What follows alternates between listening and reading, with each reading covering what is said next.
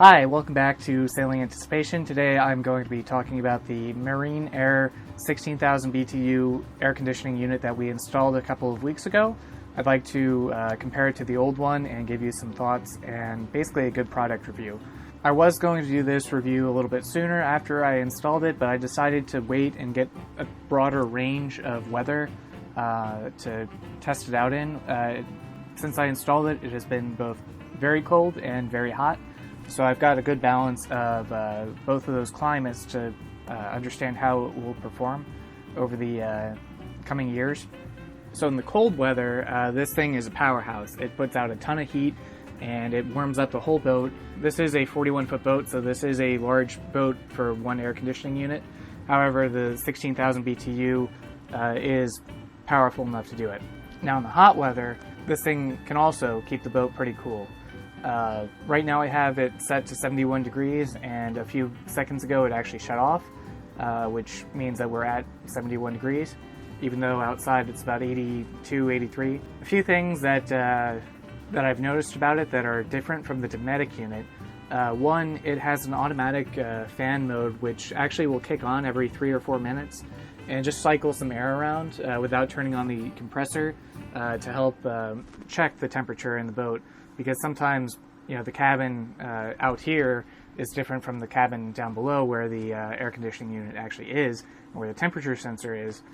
So that actually helps with checking to make sure that the boat is staying where it should. So I've also noticed it's a lot more sensitive to the temperature than the Dometic unit, which isn't necessarily a bad thing.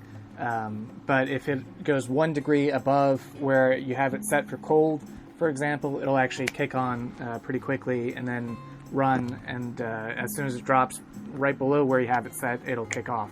So I think time will tell which method is more efficient. I haven't gotten the power bill yet, or I haven't.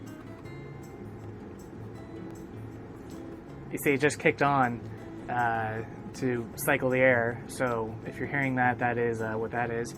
I'm going to wait for it to shut off. There it goes. So this unit is a lot quieter than the Dometic.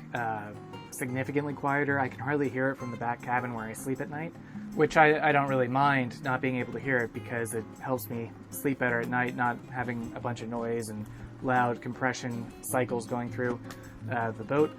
I think the blower fan is actually bigger on the Dometic than it is on this one. I don't think the airflow is as strong as it was before, but that said, it's still doing a good job keeping the boat at a comfortable temperature level. So I think one of my favorite features about the MarinAire so far has been actually having the pressure gauges on the top that tell me what the high pressure and low pressure side are currently at. That helps for diagnosing immediately. Otherwise you would have to call somebody out and have them attach a pressure gauge and watch it run.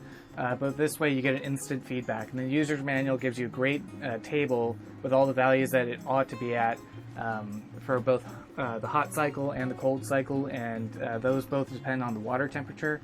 So in a way you can actually gauge what the water temperature is by looking at what the pressure is, assuming that everything is running well.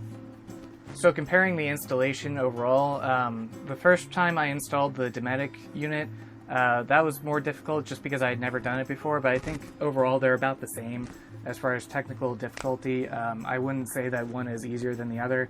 I did like how small the Dometic was compared to the MarinAire unit, but once it's in the space, that really doesn't make that much of a difference. They are relatively the same size, and you're going to not be able to use a lot of that space for storage or other things. So don't worry too much about that unless you're very conscious about your space. But honestly, comparing the price of both units and the pros and cons of each, I think that the MarinAire is a better value for the average liveaboard. However, time will tell. If this thing breaks in a couple of weeks, I'm going to be very upset, and that would definitely change my opinion of it.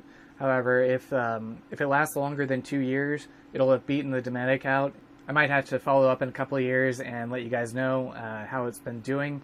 But for now, I'm just going to keep maintaining it. I have to clean out the sea strainer every 2 weeks or so to make sure that no growth starts to develop inside of the unit.